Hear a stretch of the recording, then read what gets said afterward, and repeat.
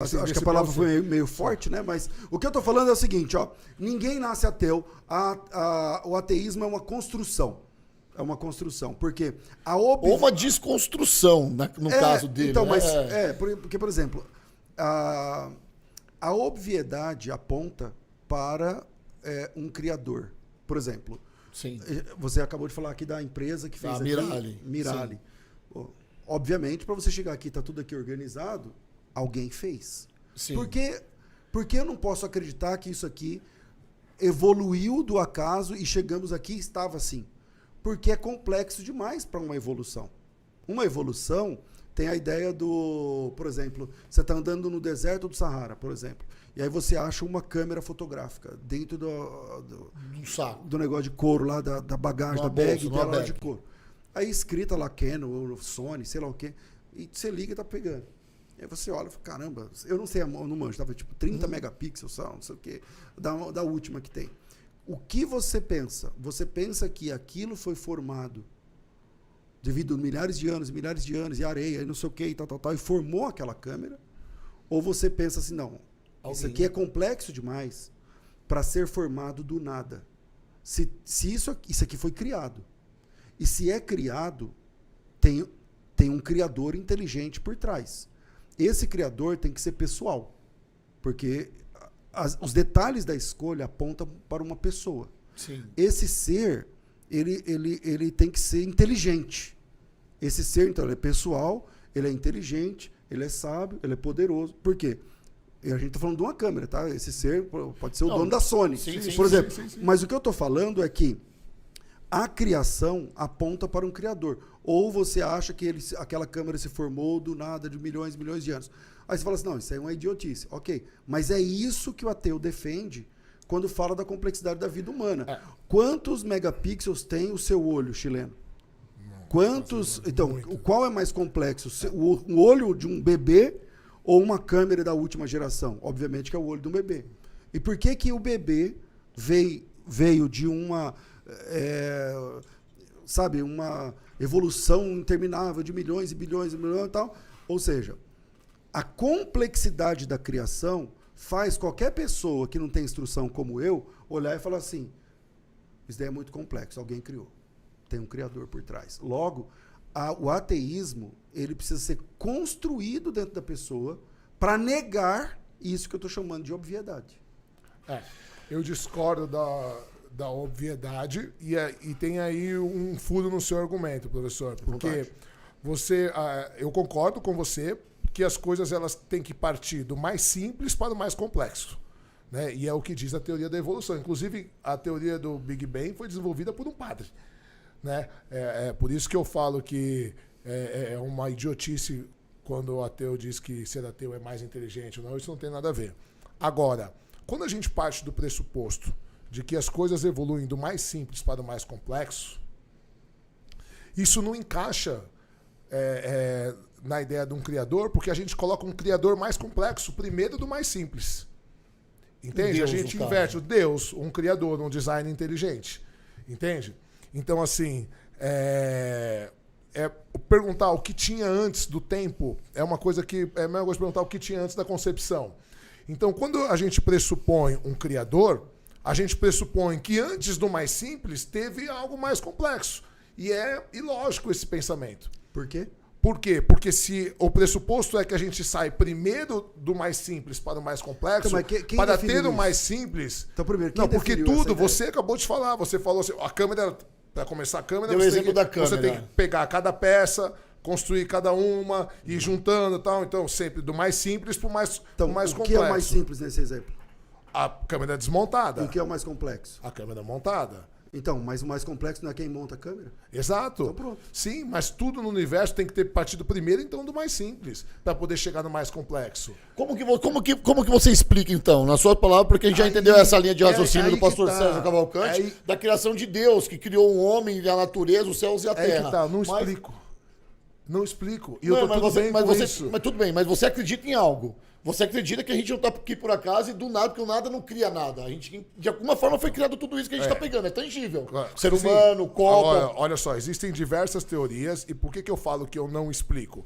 Porque são teorias diversas teorias que a gente não tem como provar, porque são bilhões de anos que o universo existe, né? Hoje que o James Webb estão recalculando tal. Hoje, se você para pensar na complexidade do universo, é um absurdo tão gigantesco que a gente sequer consegue imaginar a dimensão do universo. Então, por exemplo, a teoria da evolução, ela explica a origem das espécies, certo? Que é uma teoria, vou deixar claro. Não, a teoria da evolução ela é comprovada cientificamente. Teoria, quando você teoria fala em teoria... A teoria da evolução é uma teoria. Não. A teoria, quando você fala em científico, ela não é uma hipótese. Mas é uma ciência. Mas é uma ciência. Existe, Por isso que ela não é uma ciência. A ciência para a ciência existir, ela tem só que que ela testar. não explica a origem da vida. Ela não explica a origem da vida, nem a origem do universo. Então, é isso que eu falo. Aí a gente tem hipóteses que podem ser ou não verdade. A hipótese mais aceita hoje é a do Big Bang. Mas também que tudo estava concentrado e algo, que a gente não sabe o que é, algo... Você acredita nessa teoria do Big Bang, por exemplo? Então, eu diria que é a que eu mais aceito. Porque existem evidências que o universo está em expansão e que ele teve... Vamos por parte. Vamos lá. Assuntos. Vamos fundamentar os assuntos aqui.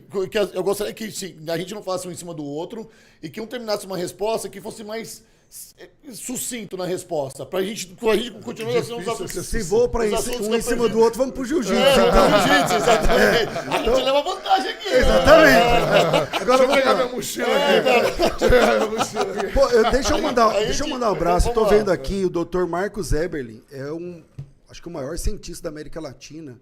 Tá acompanhando? Tá ao vivo aqui. A gente tá com 800 pessoas na nossa Dr. live. Eu quero Marcos muito Eberlin. agradecer toda a audiência. De verdade, Ele que devia estar aqui, cara. Eu não tenho nem roupa pra isso. Eu gostaria muito de convidá-lo já ao podcast Sem Filtro, por favor. Faz essa ponte aí. Você fez com o Ricardo Oliveira. Esse cara é o maior nome de espectrometria de massas que o Brasil tem. E eu acho que do hemisfério sul, ele pode até colocar aqui, é o único condecorado com uma medalha lá da Inglaterra sobre ciência e tal. Então, é um grande cientista. Nós teremos aqui esse o cara é um Sérgio grande dos cientista. Foguetes. Seria legal trazê-lo junto com o Sérgio dos Foguetes também. Ele já tem vários debates com o Sérgio. Já também. tem? Legal. Então não dá pra Mas trazer vamos lá. aqui. Vamos voltar aqui, já que eu tô aqui. Vamos lá.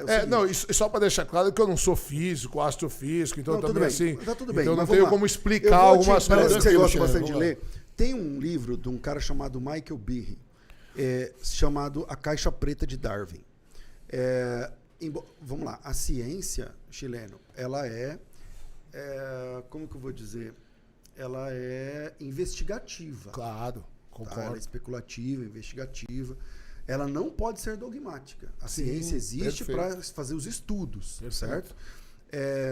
O modelo do Darwin, ele tem várias lacunas que vale a pena dar uma olhada a partir desse livro chamado A Caixa Preta de Darwin. É um livro que... Até porque não é de Darwin, né? O primeiro a falar que o mais adaptado sobreviveu ao meio foi um filósofo grego chamado Empédocles, 490 a.C. mas é o Darwin. Darwin foi o primeiro a apresentar fósseis mostrando que as espécies se adaptam ao meio e que elas evoluem de acordo com o meio. Então vamos lá. A adaptação ao meio, todo cristão entende, tá tudo bem isso aí. Agora, o que o Darwin não consegue provar é a especiação. Especiação é o surgimento de uma nova espécie. Então, isso nem o Darwin consegue. E a ciência, se você colocar, por exemplo, aí, dar um Google e colocar aí, sei lá, homem de Nebraska, por exemplo, a ciência tinha lá acharam um dente, aí dá um Google aí você vai achar. E aí esse dente é do ancestral mais antigo, o elo perdido, não sei o que lá e tal. E aí quando foram... E a ciência é muito esperta, não sei o quê, e fizeram até a mandíbula do cara, e depois o crânio do cara, e depois o cara inteiro, e depois a mulher do cara, e tudo isso a partir do dente, e foram descobrir que era o dente de um porco. Isso acontece. Sim. Tem alguns casos desse na ciência, sabe? Sim, então, tem vários, inclusive de fraude, gente tentando fazer para tentar provar. Assim. Agora vamos lá, eu apresentei o argumento da complexidade. E eu realmente não entendi o que você falou, tem que vir do complexo, do simples. Porque complexo. Deus é mais complexo. Deus é mais complexo. Vamos simplificar, chileno. Vamos simplificar aqui a pergunta. Eu gostaria que você fizesse de novo. Não, assim, para a gente entender melhor. A teoria do design inteligente, que inclusive o Eberlin, que está aqui, é presidente da Sociedade de Design Inteligente e tal, é a pessoa mesmo, indicada mesmo, mas é o seguinte, que a complexidade daquilo que você vê, do que é visível, aponta para um Criador. Por exemplo, o Salmo 19 diz o seguinte, se você quer saber se Deus existe ou não, desce aqui, a gente está no 6º andar, vai lá fora e olha para cima. A Bíblia diz que os céus manifestam a glória de Deus. E o firmamento anuncia a obra das suas mãos. E quando você vai ver céu, firmamento e tal, e todas as leis que o regem, você fala assim, peraí, é impossível que isso aqui fosse obra do acaso.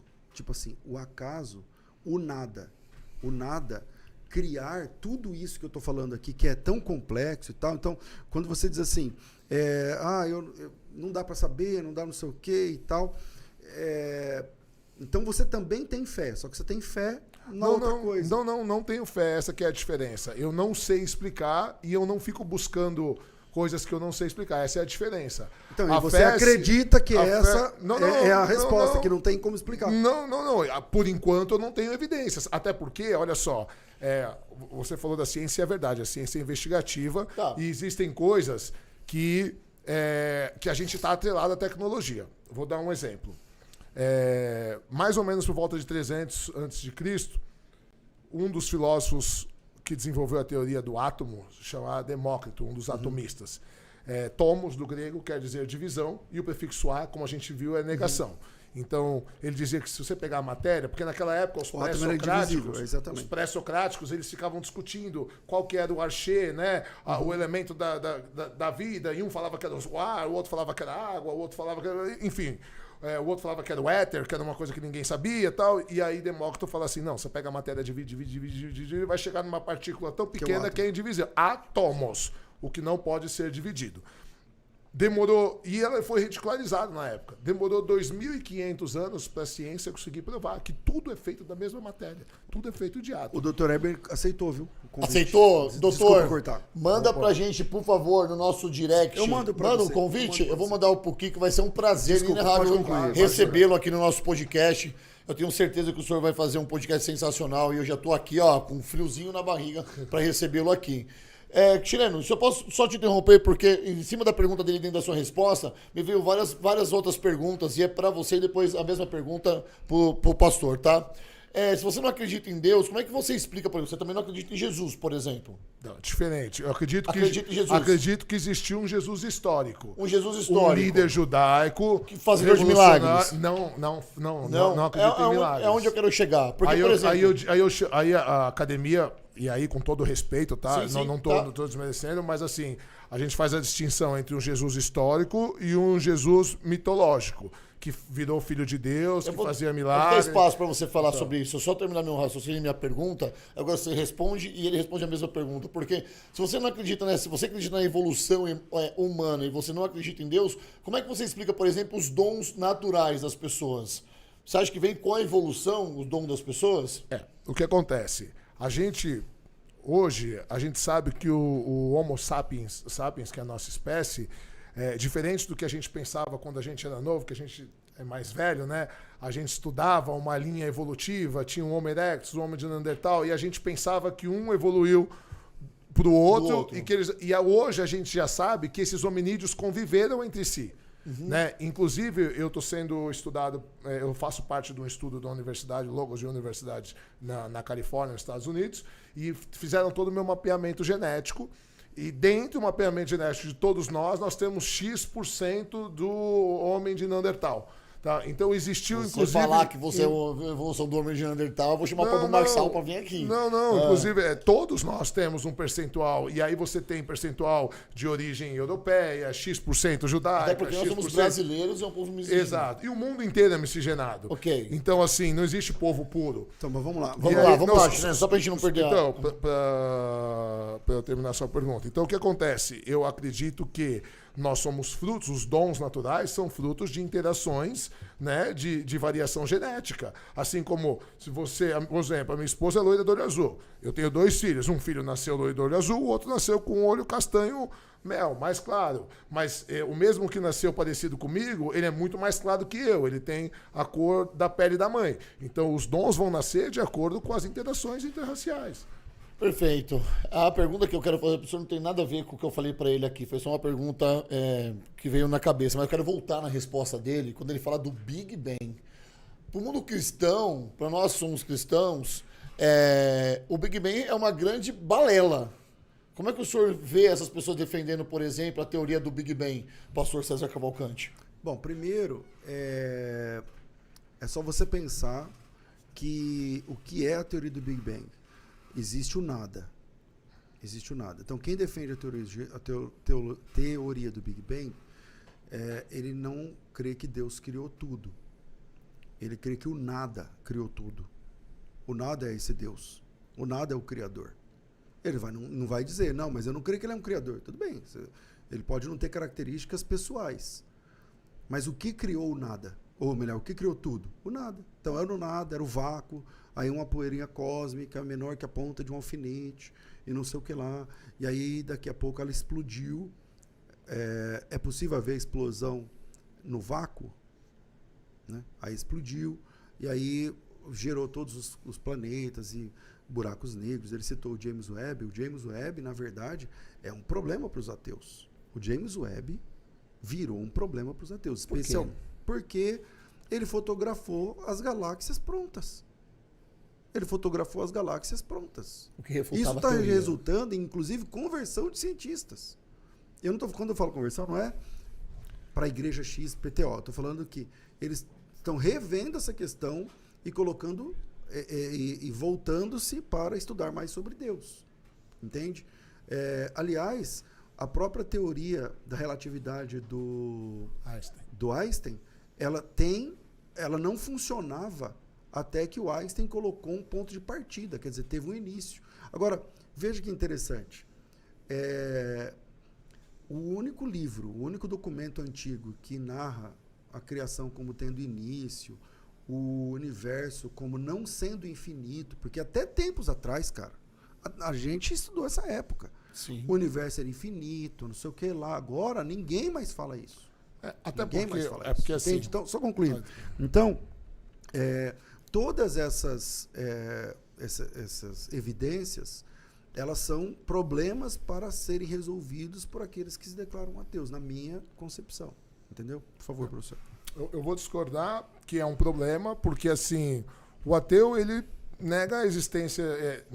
Então, assim, na verdade, não nega a existência, ele nega a evidência da existência. Né? Então, assim, o ateu, ele não nega a possibilidade de Deus. Ele nega que haja evidências que Deus existe. Então, se o dia de amanhã aparecer evidências comprováveis, que não sirvam, tipo, eu sinto, porque como funciona para algo ser prova? Ele tem que ser prova para todo mundo. Então tem gente que fala, não, mas hoje mesmo uma seguidora falou, não acredito, porque eu sou prova viva que Deus existe, porque eu tive experiência assim. Eu falei para ela, eu acredito que você teve experiências, só que isso não pode servir de prova. Por quê? Não tô falando que ela é mentirosa, mas por quê? Porque não pode ser replicável.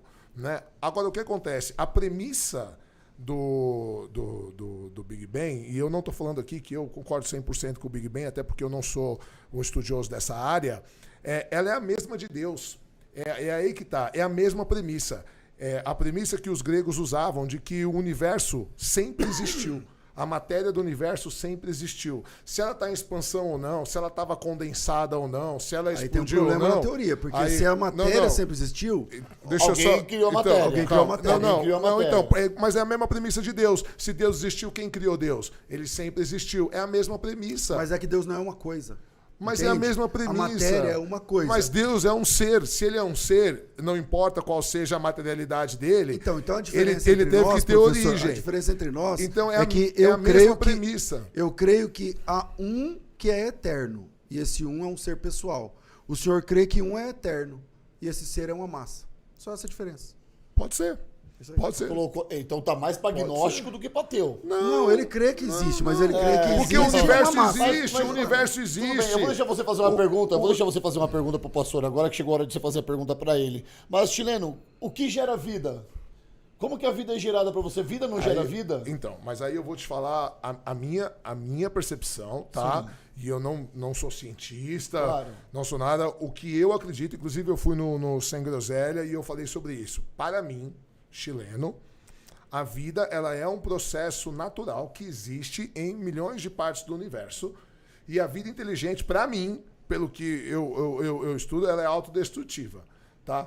Então, se você parar para pensar que os dinossauros eles dominaram a Terra durante 150 milhões de anos e o ser humano está aqui há 200 mil anos e a Terra já está cinza, já estamos acabando com o planeta, já tem bomba atômica capaz de destruir o planeta. Então, para mim, a vida teoricamente inteligente ela é autodestrutiva, né? Então, o que acontece? Para mim, nós somos um acidente cosmológico. Uma série de fatores orgânicos que podem ocorrer em outras partes do universo, dado que o universo é absurdamente gigantesco, né? Podem gerar a vida ou não. É um fato natural a geração da vida, tanto quanto a extinção da vida também. Agora, veja, o meu argumento que eu tinha usado antes é o seguinte, ó, a complexidade. Você disse antes, fora do ar, você disse que perdeu 25 quilos. Nós temos milhões, trilhões de células. E essas células são responsáveis pela gente. Claro. Ok. A forma mais simples, viva, que existe é uma ameba, que ela é um organismo unicelular. Ela tem uma única célula. E mesmo tendo uma única célula, a informação organizada dentro dessa única célula, para que existisse a ameba, ela enche tipo 10 enciclopédias da Barça. Então, lá dentro... Barça, para quem é jovem, é a Wikipédia das né, antigas. É na Wikipédia que vinha... Então, veja só. Então, veja só. Vocês devem ter trilhões, eu devo ter mais que vocês dois, porque... Então, esses trilhões de células, para que eles estejam organizados, por exemplo... disfunções, né? Então você tem, por exemplo, síndromes, não sei o quê, porque tem alguma questão lá no DNA, não sei o quê e tal, uma coisinha, uma informação desencontrada, um fiozinho que não está tocado naquele outro fiozinho e tal. É isso. Agora, é isso que eu estou chamando de complexidade da vida. E você dá o ponto ao acaso. Você acabou de dizer, não, isso aí é o acaso. Você creio que existe vida assim, tal, e a vida inteligente. Cara, imagina. A informação para você estar aqui olhando para mim, respirando ao mesmo tempo, pensando no argumento que você vai ter e tal, essas trilhões de células estão trabalhando agora para que você pense no seu próximo argumento, para você me pegar numa pergunta. Beleza. O tanto de informação organizada que tem nessas células servem para encher, tipo, 30 jumbos de enciclopédia britânica de uma vez só, e só funciona se tiver organizado milimetricamente. Isso, normal. Isso é ponto pacífico. Vai apresentar isso aí. Ok. Agora, eu não estou falando de uma sopa de letrinhas com 30 letras. Eu estou falando de um negócio com trilhões de possibilidades. Para você respirar, pensar, dirigir, dar seta para virar, não sei o que e tudo mais. Imagina que você chega na sua cozinha e tem lembra da sopa de letrinha? Tem lá a sopa de letrinha num prato e está escrito assim, por favor, chileno, coloca o lixo para fora. O que você vai pensar? Que a moça que trabalhou na sua casa derramou e caiu no prato e organizou daquele jeito? Ou você vai pensar assim, nossa, minha mulher deixou uma mensagem para mim, porque como ela não tinha caneta, ela montou aqui com a sopa de letrinhas e ficou aqui para mim e eu preciso agora colocar o lixo para fora. O que eu estou tentando dizer é o seguinte, se há uma mensagem inteligente, significa que por trás dessa mensagem inteligente tem alguma coisa inteligente, que é mais inteligente do que aquilo que compôs a mensagem. Então, aí você dá isso, você tributa essa complexidade, que eu já percebi que você sabe que é complexo, sim, ao acaso, E eu entendo que se há uma criação, então há um criador. É que a palavra que está pegando é acaso, não é acaso. Rapidamente, eu vou deixar você falar. Não, então, se não é acaso, então é o quê? Não. Ou quem? Eu vou deixar vocês falarem, deixa eu só dar um toque para quem está nos assistindo, por favor. Nós temos quase 900 pessoas na nossa live e apenas 50 coraçõezinhos aí. Vai deixando o seu like, por favor. E se você quiser mandar uma pergunta pra gente, superchat a partir de R$ 9,99, então já sabe aí, né, cara? É só mandar um superchat pra gente, que eu vou fazer questão. A partir de R$ 9,99 é só mandar sua pergunta aqui, que eu vou fazer questão de ler pra qualquer um dos dois, tá bom? Até pra mim aqui, que eu vou colocar na mesa a sua pergunta, beleza? Chileno... Deixa eu responder a pergunta. Deixa eu responder a pergunta. Eu gostaria que você respondesse e que você fizesse uma pergunta pro pastor também, tá bom? Tudo bem. Vamos lá. Olha só. É interessante. Não, eu estou gostando muito da linha de raciocínio, mas é que tem alguns pontos que a gente precisa considerar. Quando a gente fala acaso, dá a impressão que é o nada, né? Mas o universo ele é regido por leis físicas, ele é composto de matéria orgânica. Essas matérias orgânicas elas têm leis químicas e elas reagem. Então, quando a gente fala o acaso, não é o acaso, não é o nada, porque existem leis físicas e reações químicas que acontecem na matéria orgânica. Então, essas coisas vão acontecer dependendo do estado que tiver, se o planeta tiver na zona habitável, se o planeta tiver condições orgânicas para isso, de matéria orgânica, se a estrela tiver enfim, uma série de fatores que as leis que regem o mesmo planeta Terra regem o universo. Então, não é o acaso. São leis estabelecidas. Por quem? Não tem por quem. São leis que existem no universo. Então existe uma lei. Existir, se existe uma lei, a lógica é, se existe uma lei, tem que ter um legislador. Não necessariamente, porque a gente está falando do universo, a gente não está falando de uma constituição. É diferente. Outra coisa, quando a gente fala em complexidade, é exatamente disso que trata a adaptação das espécies. O que acontece? Quando você para ver hoje, parece muito lógico você falar, mas tudo é tão perfeito, né? Como que pode surgir do nada? A verdade é que não é do nada. A verdade é que só sobrevive o que pode sobreviver, o que realmente está adaptado. Então, à medida que milhões e milhões de anos vão passando, o que não está adaptado vai morrendo e vai ficando só o que pode sobreviver. E mas aí tipo a lei do mais forte fica.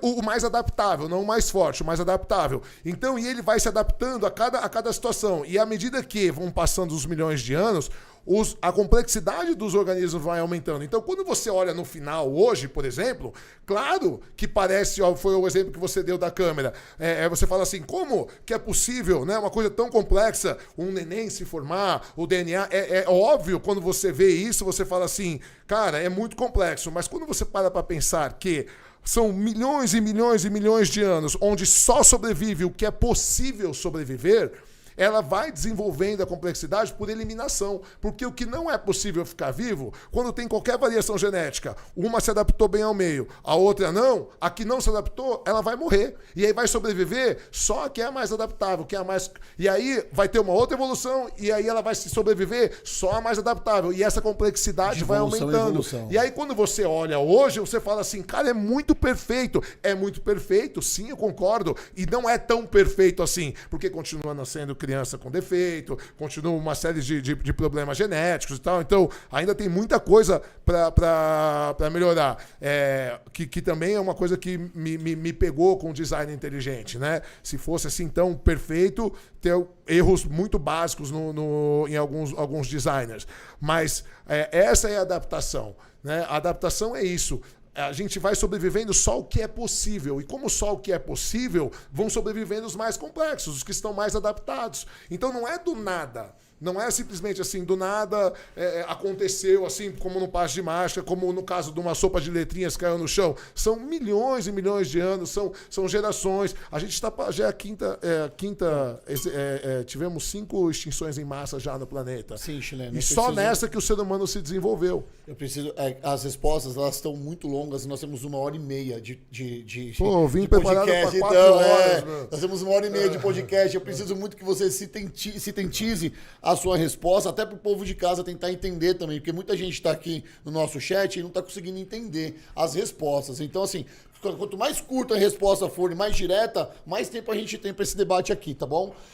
Gostaria que você fizesse uma pergunta para o nosso pastor, porque daqui a pouco eu vou ler a pergunta do David Carmona, que mandou um superchat para a gente de R$10. David, fica ligadinho aí que depois da resposta, né, do pastor César Cavalcante, da pergunta feita aqui pelo chileno, eu faço a sua pergunta, tá bom? Por favor, chileno. Na verdade, eu queria uma consideração, não é nenhuma pergunta, é uma consideração de coisas que me levaram a descrer principalmente da Bíblia. Né? Existem grandes biblistas, grandes tradutores, como Mauro Biglino, como Bart de Herman, que são hoje autoridades, traduziram muitos livros, inclusive para o Vaticano, tal, e chegaram à conclusão que é impossível a gente saber o que tinham escrito nos manuscritos originais. Só para dar um exemplo do Novo Testamento, existem 5.500 fragmentos do Novo Testamento e existem catalogados 5.760 divergências entre eles, inclusive um coloca numa cidade, o autor coloca em outra, e o único mais antigo tem 120 anos depois da morte de Cristo, sendo que a grande maioria começa depois do IV século, copiados por escribas e muitas alterações. Então, esse próprio autor, o Bart de Herman, que era um cristão fervorosíssimo, depois que ele começou a estudar os manuscritos, ele chegou à conclusão que é impossível a gente saber o que realmente foi escrito originalmente, por causa das alterações dos escribas. Até porque tanto o grego original como o hebraico, e o professor é uma autoridade do assunto, vai saber melhor que eu, eles não tinham regras gramaticais como nós temos, né? Eles eram escritos todos de forma contínua, sem ponto, sem vírgula, e a gente sabe que hoje, para o nosso entendimento, um ponto, uma vírgula pode mudar todo o sentido. Queria saber como que o senhor considera isso. Bom, vamos lá. Primeiro, você não tem nenhum outro documento literário antigo, e o senhor é professor de filosofia, e sabe, né, as grandes peças da filosofia e tal. Então você tem, por exemplo, a Ilíada de Homero tem 7 cópias.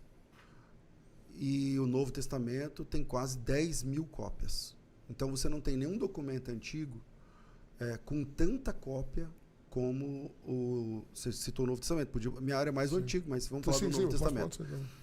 Há um erro na sua pesquisa, que é a ideia de que só 100 e tantos anos depois da morte de Cristo que tem os manuscritos. Mas isso é documentado. Antigos. Então dá um Google, coloca assim, papiro P52. Dá um Google aí. Coloca na nossa tela aqui, Kiko, por favor. P52. Papiro C52. P é porque ele é escrito num papiro e 52 é o número dele na biblioteca de Highlands. E é o número dele dentro da biblioteca. O papiro P52 é datado mais ou menos do ano 100 a 120. É isso, foi o que eu acabei de falar. Não, isso não é 120 anos depois da morte de Cristo, nem depois da história do cristianismo. Tá? O último apóstolo, por exemplo, esse texto é um texto de João. O João morreu no ano 100, o documento é do ano 125. O hiato entre o que a gente chama na manuscritologia de manuscrito autógrafo, o original autógrafo, escrito pela mão de João, e esse documento, essa cópia, é de 20 anos, mais ou menos. Então, isso dentro de arqueologia e tal, é um tempo extremamente curto. Que seria do Apocalipse. Não, é um texto de João. De João. É que João também escreveu o Apocalipse. Mas esse trecho é um trecho de João, eu não lembro aqui, acho que capítulo 18 de João e tal. Igual a este, então você pode pesquisar papiro P52, que é esse que eu falei. Não sei se vai aparecer aí. Sim, mas é exatamente esse que eu tinha visto. Aí, tá. Exatamente você esse pode que eu tinha pesquisar, visto. mas tem o P46. Mas a gente não tem nenhum realmente de uma testemunha ocular do que aconteceu. Né? O senhor concorda comigo que nenhum escritor de nenhum manuscrito foi testemunha ocular do que aconteceu? E qual tem da Ilíada de Homero? Nenhum. Mas a Ilíada de Homero, ela é um conto. Então, ele não é considerado um livro sagrado. Calma aí. Essa é a diferença. Então eu não me fiz entender. Qual é, dessas 7 cópias da Ilíada de Homero, qual é a possibilidade que isso, como vocês sabem que aquilo é a Ilíada do próprio Homero? Não, mas por exemplo... Você não sabe. Não sabe, mas por exemplo, eu dou aula de mitologia grega. E vários autores a lógica é a mesma. Falam diferente. Então deixa eu responder. Deixa só um falar, depois outro fala. A lógica é a mesma, no caso da Ilíada de Homero. Agora, tem uma coisa interessante. Os documentos do Novo Testamento, os evangelhos, as cartas paulinas e tal, eles são documentos da igreja. A igreja, ela era organizada nos primeiros séculos em patriarcados. Então você tem o patriarcado de Jerusalém, o patriarcado de Alexandria, o patriarcado de... Antigamente era Istambul, como era? Não está na nossa divisão aqui, mas está na Constantinopla. tela. Não está na tela, pastor, rapidamente, mas não está na nossa tela aqui atrás, mas está na tela para o povo em casa ver o papiro. O papiro P52, tá bom. P52. Então, esses patriarcados, eles copiavam o texto. Naquela época não tinha gráfica, então o texto precisava ser copiado. Sim. Então, o manuscrito original autógrafo foi passado para que esses copistas copiassem. É verdade, nós não temos notícia, mas vale a pena fazer uma boa pesquisa sobre esse número de erros que o senhor está falando. 90% deles tem a ver com caligrafia. Não tem a ver com a tradução. Essa obra que é um dos maiores biblistas vivos hoje, o que Jesus disse, o que não disse. Então, mas uma pesquisa ampla dele. Eu estudei esse livro. Achei bastante interessante porque ele era muito crente. Né? Ele era muito crente e Então, se a gente pega, por exemplo, também, Chile, no livro do professor Rodrigo Silva, por exemplo, ele também vai refutar. Então, mas aí só fechando, porque ele fez uma pergunta muito complexa aí, Chile, por favor. E ele fez uma pergunta complexa e parece que aí é uma pegada que o cristão não tem saída. Não. Esse argumento é a favor do cristianismo, é a favor. Quando você tem as pequenas discrepâncias que você cita, a maioria delas se resolve com uma boa leitura do contexto. Quando um policial, estamos nós três num carro, quando um policial para a gente e a primeira coisa que o policial faz é separar cada um dos três e perguntar as mesmas coisas com perguntas diferentes e tal. Se você disser exatamente as mesmas coisas que eu disser e que ele disser, isso para o policial cheira uma trapaça. Parece que a gente ensaiou. As pequenas discrepâncias do texto, quem chegou primeiro, quem chegou depois, tal, isso aponta para a veracidade e não para que uma pessoa, ou 10 ou 12, sentasse numa sala e falasse assim, vamos falar que foi assim. Essa versão uníssona apontaria sim para uma fraude. E aí eu queria devolver a gentileza com a pergunta que vocês dizem assim, eu creio no Jesus histórico, mas não creio no Jesus mitológico. Em qual documento o senhor crê no Jesus histórico? Nenhum. Eu ia falar sobre isso. Então Jesus da sua cabeça? Não, calma. Não existe nenhuma prova material, e o senhor sabe disso, de que Jesus existiu. Até porque no ano 70, Jerusalém foi queimada pelos romanos, e se por um acaso existisse, até porque Jesus foi morto como um ladrão comum, né? Ele não teve essa notoriedade para o Império Romano, né? Ele vai ter depois. Né? Agora, por que eu digo que eu acredito no Jesus histórico? Porque circunstancialmente a academia aceita a existência de um líder judaico revolucionário, principalmente por tudo que gerou depois dele, né? Pelos ensinamentos, até porque quem cria a teologia de verdade da congregação cristã é o apóstolo Paulo, porque Jesus ele era judeu. Quem organiza, porque depois da morte de Jesus, os seguidores ficaram, cada um fazia uma coisa, né? Os hebreus estavam meio que voltando para o judaísmo, porque não, tem que ser circuncidado, aí os efésios, os filipenses, e aí Paulo, ele, depois de convertido, ele junta o que ele chamava de corpo governante, os apóstolos estavam vivos ainda, e aí Lucas escreve em Atos dos Apóstolos, a gente até falou no outro podcast, ele fala assim, então é o seguinte, e aí ele começa a escrever cartas éticas. Olha, a partir de agora, o cristianismo é assim, você para de fazer isso, vocês param de fazer aquilo, vocês... Então o que acontece? Nem Paulo também não foi contemporâneo de Jesus.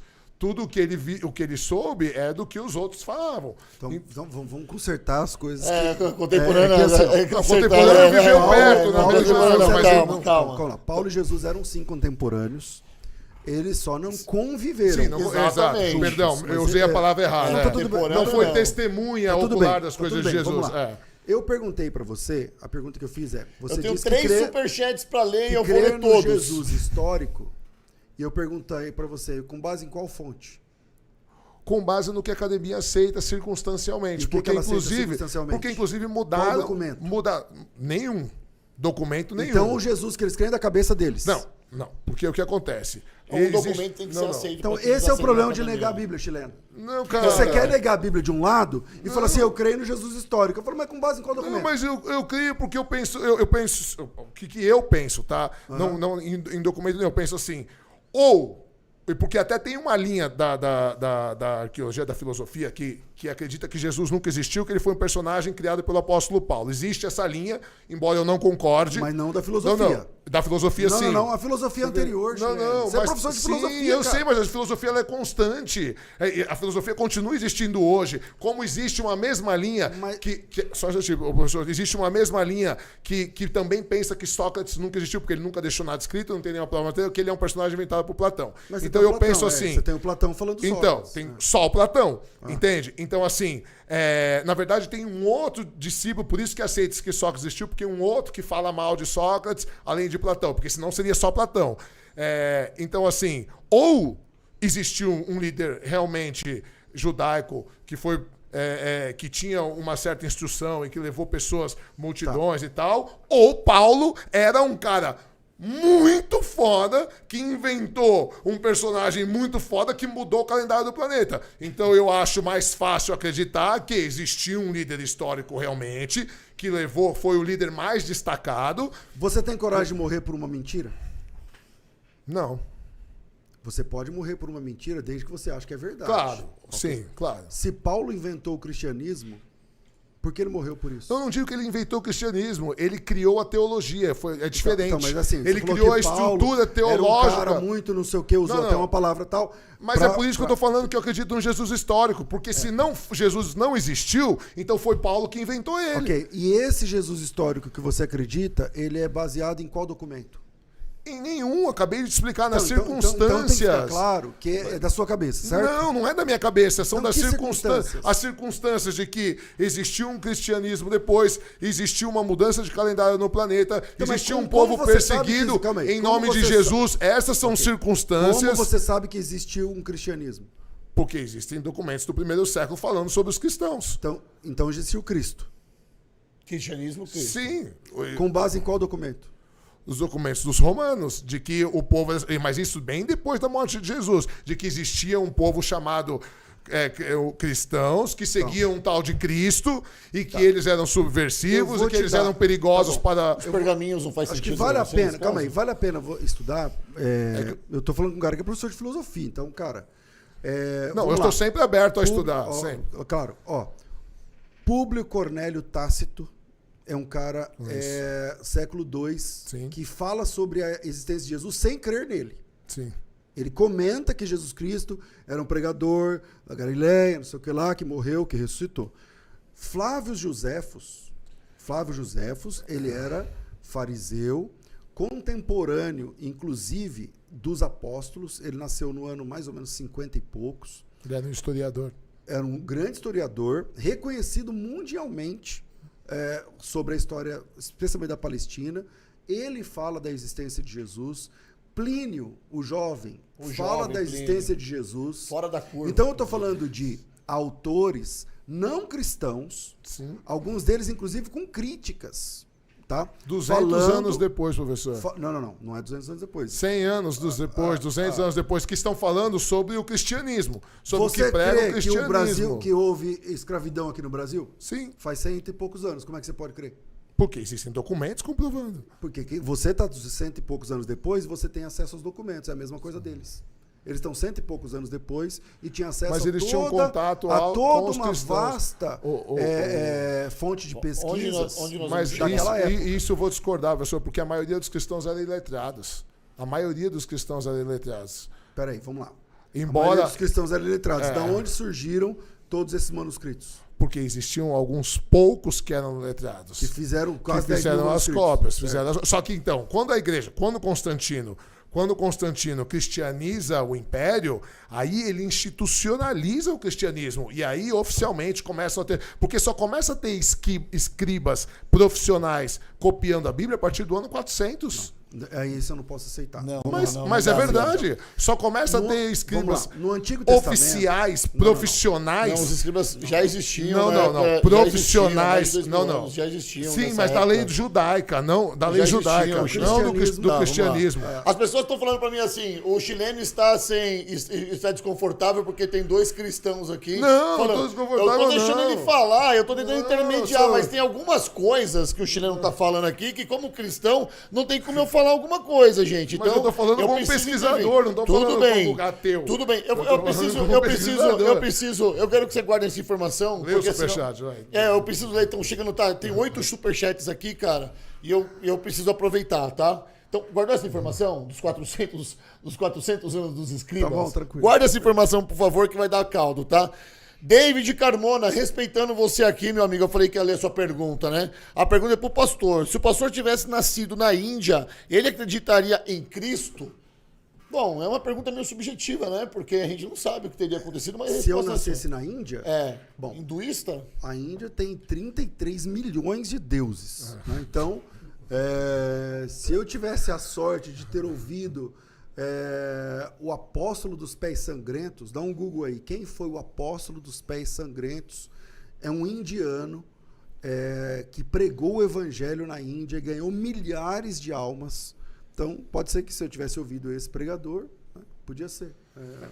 Vamos lá, outra pergunta aqui, tá? Para você agora, chileno. Do Marcos Eberlin, que tá nos assistindo. Ele fala assim... Marcos Eberlin. É o que eu falei agora. Tá? Eu não quis dar essa responsabilidade pra ele. Pô, você caguetou, mano. Você viu como ele caguetou o negócio? Agora, pô, não era isso, cara. Eu ficando quieto, mano. Eu ia ler como se fosse uma pessoa normal aqui. Vai. Mas é o doutor...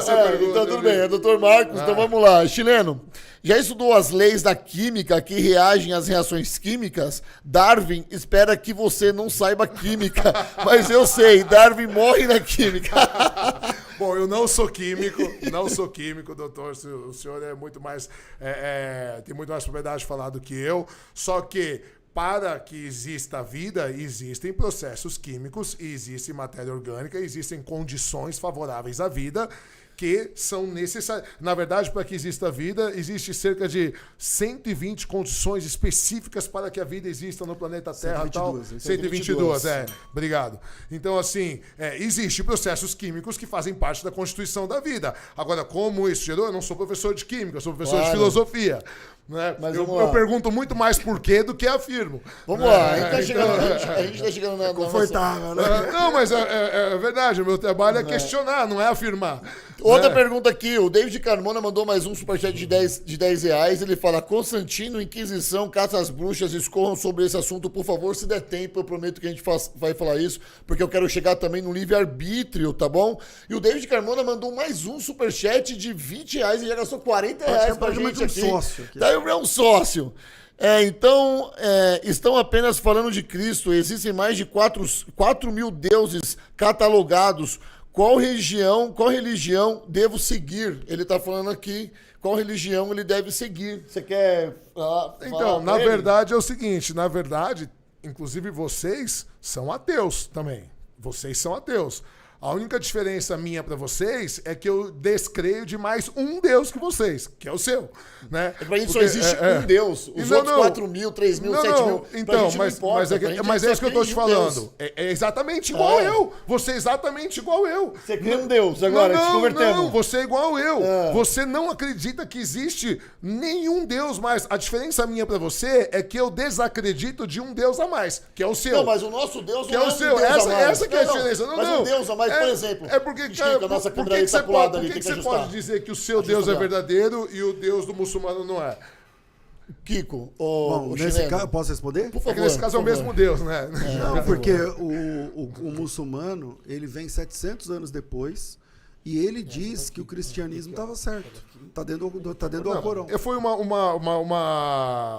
eu coloquei o Deus muçulmano uma hipótese, mas, por exemplo, por que é um Deus hindu? Vamos pegar na Índia, por exemplo.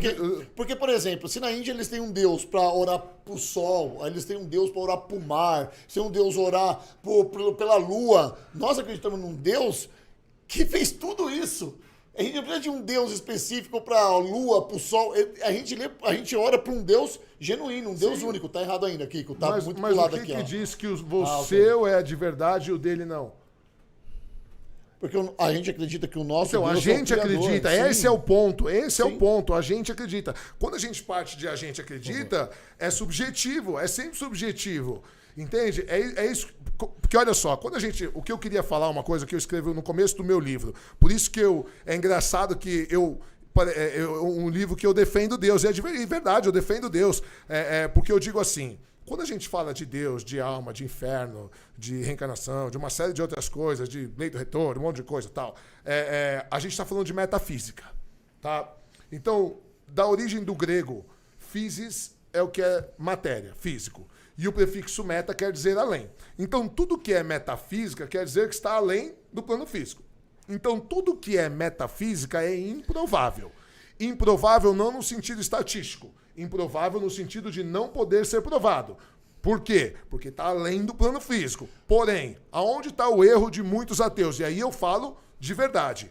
Da mesma maneira que eu não posso provar com certeza que Deus existe, porque ele está além do plano físico, a ideia de Deus está além do plano físico, se ele existe ou não, é uma coisa que eu não tenho como dizer se sim ou se não, eu também não posso negar, pelo mesmo motivo. Então você não é mais ateu. E é por isso, eu não então vejo você evidência. Só vou responder. É por isso, calma aí, deixa eu só terminar. Deixa eu só responder o David Carmona. David Carmona, vou fazer igual o William respondeu aqui. Sirva um Deus só, o que está vivo. Não, Continua. é porque é o seguinte, por isso que Kant, que era um filósofo do século XVIII, que era cristão, inclusive. Immanuel Kant. Immanuel Kant, que era cristão, né? Kant vai dizer o seguinte, debater se Deus existe ou não é só para satisfazer o ego do ser humano de ter resposta para tudo. Por quê? Porque Deus só pode ser crido pela fé, diz Kant. E a fé, como a gente falou, o apóstolo Paulo diz, é acreditar sem provas, é a certeza das coisas não vistas. Porque se você precisa de prova, não é fé. Se você falar, não, então me prova, então não é fé. Então, fé, você acredita realmente numa coisa que você não tem certeza. Então, Kant diz o seguinte, Deus só pode ser crido pela fé. Debater se Deus existe ou não, esse debate é um debate amigável, a gente está fazendo para as pessoas terem... Nesse assunto, então, você não tem então, fé, assim, certo? Então, na verdade, é isso. É assim, não tem fé. Não tem como a gente chegar numa conclusão. Não tem fé, ok. Agora, por que você tem fé nas propostas científicas não provadas? Então, eu não tenho fé, é isso que eu estou te falando. Eu acho a mais provável, eu falei, não falei que acredito, desde o começo eu falei, a que eu acho mais provável, que eu tenho mais simpatia, é a do Big Bang. Mas eu também não sei. Foi o que eu falei desde o começo. Eu não tenho como saber. Então, vamos voltar, porque o do Big Bang já foi, e a gente tem que fazer isso, porque a gente só tem mais 25 minutos de podcast. E tá uma delícia aqui, nossa audiência. Eu estou com mais de 1.100 pessoas nos assistindo. Você tem noção disso? Pô, mais incrível. De 1.100 pessoas estão nos assistindo numa segunda-feira, 5h35 da tarde, para ouvir a gente falando aqui sobre as discussões, se Deus existe ou se Deus não existe. Muito legal. O que é muito bom para mim, porque me faz pensar numa coisa, as pessoas estão interessadas nesse assunto, claro. E muita gente... Porque é importante esse muita assunto. Gente ainda tem dúvida. É importante esse diálogo nosso, porque assim, tem muita gente vendendo fé errada, tem muita gente morrendo por coisa errada, tem muita gente fazendo guerra, tem muita gente sendo explorada por coisa errada. Então é importante esse debate nosso. Vamos voltar? Então vamos voltar? Pastor César Cavalcante, querido que faz os programas biblicamente... E temos discussões lá. Qual que é o nome do outro programa? Lá na Rádio Musical FM, eu apresento o programa Biblicamente, o programa de debates e o programa Conversa Entre Amigos. São um programa de entrevista, um dia você esteve lá com a gente. Sim, claro. O Biblicamente discute os assuntos do dia a dia e os debates teológicos, todos os dias, 11 da manhã, ao vivo, na Musical FM. Eu convido você a assistir pelo YouTube também, não só escutar na rádio, mas também se sintonizar no YouTube aí e ver os debates lá que engrandecem muito o nosso conhecimento. Pastor, vamos voltar aqui nos 400 anos. Eu deixei essa informação no ar e li aqui os nossos superchats. Tem mais um superchat muito interessante do David Carmona, que eu vou ler ele por último para deixar esse assunto para o final.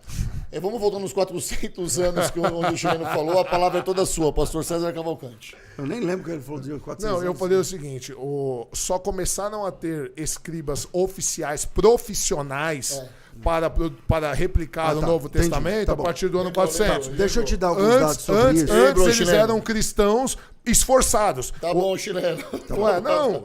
Tô explicando minha pergunta. Deixa Você eu tá dar... bem parcial hoje, né? Hoje você tá engraçadinho hoje, né? É difícil controlar o tempo. Eu não quero terminar esse debate, mas sabe o que acontece? O pastor Sérgio Cavalcante não deixou o carro dele. 3 horas. O pastor não deixou o carro dele aqui no prédio e o estacionamento onde o carro dele tá fecha às 6 horas. Então, tem 20 e aqui, na nossa região, é o seguinte: deu 6 horas, o dono do carro não apareceu, eles fecham o estacionamento. Entendeu? Então eu preciso aproveitar esses minutinhos aqui. Então vamos lá. A gente paga o Uber pro professor vir buscar o carro amanhã. Então, por exemplo, Vamos que o papo tá uma delícia. O apóstolo Pedro, dentro do primeiro século, escreveu sua carta. Eu sei que é dentro do primeiro século, porque ele morreu dentro do primeiro século, então não pode ter sido depois. Claro.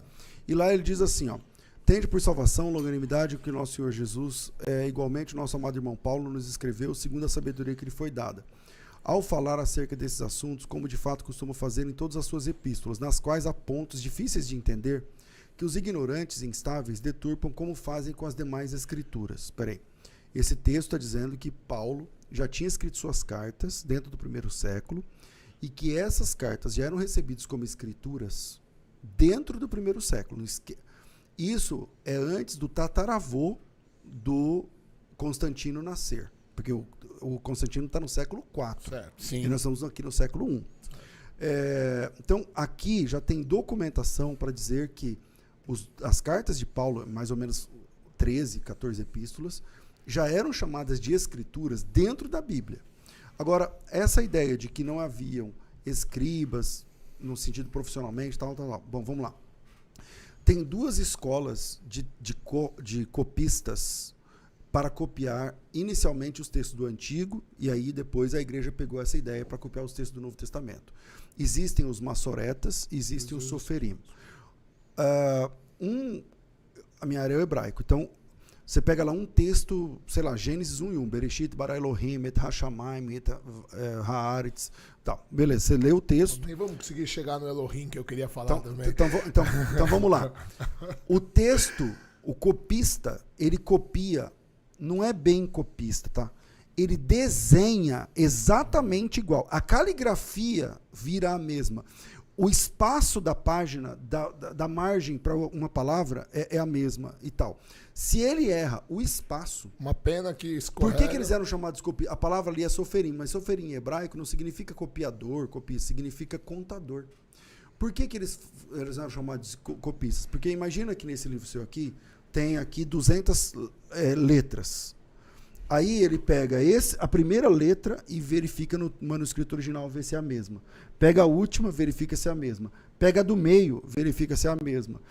A do meio, dentro da primeira e a do meio da do meio, depois a do meio, da do meio, da do meio. De forma que cada letra, ela era testada dezenas, quiçá centenas de vezes. Se houvesse algum erro, até de distância, ou a perninha do Aleph ficou mais não sei o que lá, esse manuscrito ele era inutilizado, ficava dentro de uma gaveta chamada Genizá, que fica dentro de onde fica o armário lá da Torá, e para depois fazer um sepultamento. Porque levando em conta que tinha o nome de Deus. Então, se tivesse o nome de Deus, não podia jogar fora, queimar e tal. O senhor sabe que era feito um sepultamento. Solene, lá com o sacerdote e tudo mais. É esse cuidado que transforma. Você falou sobre 5.000 e poucos. 760 divergências só no Novo Testamento. 95% delas tem a ver com caligrafia e margem. Agora, veja que interessante. Que outro documento, isso faz com que a similaridade entre um manuscrito da família alexandrina, eu estou falando do Egito, em papiro, e um manuscrito escrito em velino, que é da família bizantina, o texto é o mesmo, a letra é parecida. Um está escrito em papiro, que é o antepassado do papel. Sim. O outro está escrito em pele de cabra. Pergaminho. E o conteúdo, em 98,9% das vezes, fora as corrupções, porque é uma questão muito técnica. Tem, por exemplo, o velino, tem muito velino que é palimpsesto. Quem quiser pesquisar isso que eu estou falando. É quando o velino, o couro, ele é reutilizado. Então, era uma coisa muito cara. Então, você raspava ele com a gilete, por exemplo, e depois você reutilizava. Então, você Como se fosse um apagador, né? né? O texto Receptus, por exemplo, ele é em... salvo engano, o texto Receptus, ele é em palimpsesto. Quer dizer, então, tirando essas questões, você tem aí 99% de similaridade. E eu estou falando, chileno, de documentos antes do vô do Constantino nascer. Isso não tem nada a ver com Constantino, bicho. Tem nada... A documentação do Novo Testamento tem absolutamente nada a ver com Constantino, cara. Entendeu? O que o Constantino faz é tornar a religião oficial. Aí isso é verdade. Oficial. E a mãe do Constantino, a Que era Helena, cristã, sim. que essa sim era cristã, Sim. ela tem um papel importante na arqueologia. Naquela época não existia essa ciência, Sim, como ciência, claro. mas se existisse, ela seria a primeira arqueóloga. Ela vai até Israel e ela sai visitar. O Constantino está no ano 300 e pouco. A mãe dele está no ano 200 e pouco. O último apóstolo morreu no ano 100. Então ela vai lá e ela vai levantar onde são os lugares e tal, e ela vai anotar. Essa sim teve uma contribuição importante do ponto de vista da arqueologia. Queria só fazer uma observação sobre o que o professor falou, e aí não sou eu que estou falando, tá? Mas existem biblistas, como é o caso do Mauro Biglino, que traduziu mais de 30 textos do hebraico para a editora São Paulo do Vaticano, que discordam veementemente do que o professor falou agora, de que elas eram os maçoréticos, eles verificavam tudo. Inclusive, ele diz que os maçoréticos... Não disse que os maçoretas faziam isso. Não, disse que eles haviam verificavam... duas escolas, que eles os verificavam, maçoretas e então, o soferim. Eu contei a história do soferim. Então, porque ele diz que os maçoretas... Não, então, esse que é o problema. Eu achei que a gente ia ter... mas assim, o Mauro Biglini, por exemplo, que é hoje uma sumidade em hebraico antigo, até porque... Não, deixa eu falar. Refaz, eu quero saber o que você não discorda dele, porque você eu discordo porque os maçoretas... Mas ele não falou, porque a orientação... Mas ele não falou isso, Chileno. Exatamente. Eu quero que você fale, refute aquilo que ele falou. Aquilo que ele não falou, você ele não tinha falado, ele falou que tinha duas escolas, eu tô falando... Então, ele não falou isso. Ele falou agora isso. Repito, eu falei que tem duas escolas, maçoretas e soferins, e os soferins, por exemplo, e aí eu expliquei como funcionava a escola dos porque o que acontece? Mas você não falou que era os soferins. Falei. Depois você falou duas escolas. Não, tudo bem. Porque exatamente o que o Mauro Biglini defende é exatamente que os maçoretas eles alteravam o texto de acordo com o seu bel prazer. E que a gente não tem como saber o que foi escrito no original. Inclusive, a palavra Elohim, quando ele traduz o texto do hebraico, e aí o professor sabe muito mais do que eu estou aqui como um questionador também, ele é uma palavra, o plural de El. Né? Ela não se refere a uma divindade, na verdade, de El, que seria um ser superior, ou conquistadores. Mas, Elohim seria no plural. É o plural de Eloar, mas esse plural, ele não é plural numérico, ele é um plural de majestade. Então, quando mas você isso é uma interpretação, né, professor? Não pode ser uma interpretação, porque a palavra Elohim é uma palavra genérica para Deus. Deus nem Baal é chamado de Elohim. Sim, porque Moisés os outros, é chamado de Elohim. Os outros povos tinham seus Elohims. Moisés é chamado de Elohim. Entendi. Deus reis são chamados de Elohim.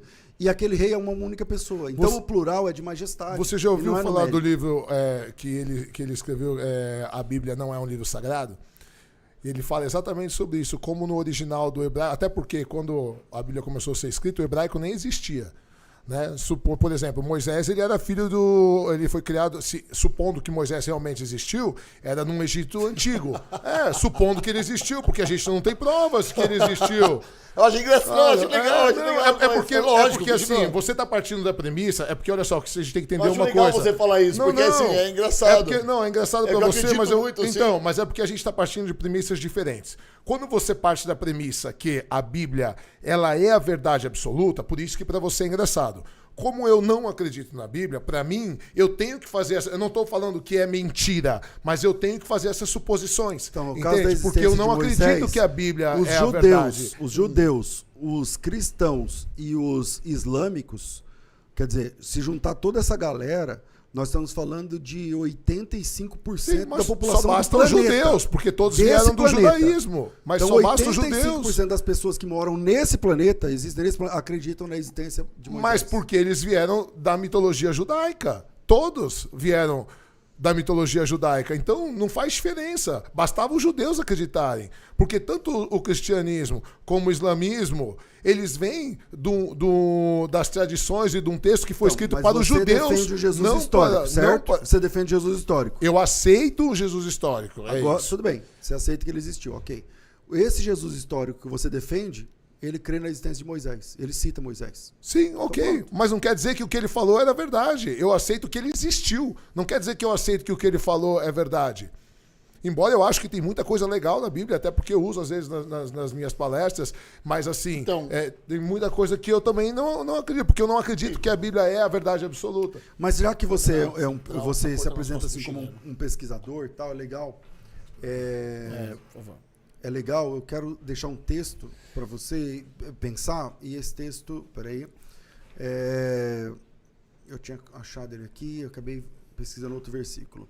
Em Atos capítulo 17, eu posso terminar aqui com esse texto, ele fala assim: Deus fez o mundo e tudo que nele existe, sendo ele Senhor do céu e da terra, não habita em santuários feitos por mãos humanas, nem é servido por mãos humanas, como se alguma coisa ele precisasse. Pois ele mesmo é quem a todos dá a vida, respiração e tudo mais. De um só fez toda a raça humana para habitar sobre toda a face da terra, havendo fixado os tempos previamente estabelecidos e os limites da sua habitação para buscarem a Deus. E se porventura, tateando, o pudessem achar, se bem que ele não está longe de cada um de nós. Nele, nós vivemos, nos movemos e existimos. Como alguns dos vossos poetas, e ele cita os filósofos, têm dito, porque dele também somos geração. Sendo, pois, geração de Deus, não devemos pensar que a divindade é semelhante ao ouro, a prata, a pedra, trabalhados pela arte e imaginação de um homem. Ora, Deus não leva em conta os tempos de ignorância, porém agora notifica aos homens de todas as partes, de todos os tempos, que se arrependam. A mensagem de Deus é para que aqueles que estão buscando saber sobre Ele ou contra Ele se arrependam, e eu sei que Deus existe pela Bíblia, pela história, pela ciência, pelo design inteligente e tal, mas uma vez que a gente sabe essa verdade, o próximo passo é o que é que a gente faz com essa verdade. O que é que a gente faz? E se, chileno?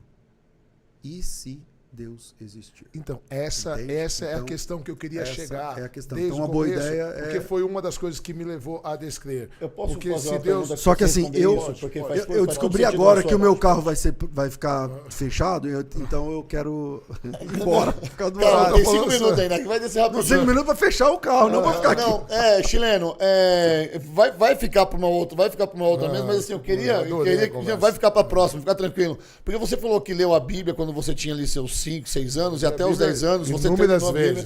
E até os seus 10 anos você leu a Bíblia, e depois na sua adolescência, na sua vida adulta, você leu várias vezes a Bíblia. Em algum momento, ela não fez sentido para você, porque você questiona as coisas, a existência de Jesus e de Deus. E eu queria que você sintetizasse essa resposta junto com a última pergunta do pastor César Cavalcante, que fala, e se existisse Deus? Você tem 2 minutos. E se por que não tem lógica? Então, deixa eu ser bem sintético.